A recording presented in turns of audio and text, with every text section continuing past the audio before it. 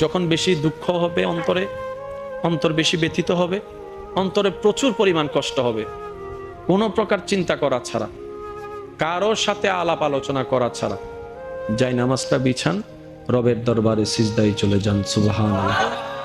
চোখটা বন্ধ করেন, চোখের পানি ছাড়তে থাকেন, মন হালকা হতে থাকবে, সিজদায় রবকে বলতে থাকেন, যা বলার বলতে থাকেন, যেভাবে বলার বলতে থাকেন। মনে রাখবেন, আপনার সেই মনের বেতার ভাষা হতে পারে আপনার রক্ত বুঝবে না, আপনার ভালোবাসার মানুষ বুঝবে না, আপনার প্রিয় মানুষ বুঝবে না, কিন্তু আপনি যেভাবেই বলেন না কেন, আপনার প্রত্যেকটা শব্দ আপনার রব্বুল আলামিন বুঝবেই বুঝবে। সুবহানাল্লাহ।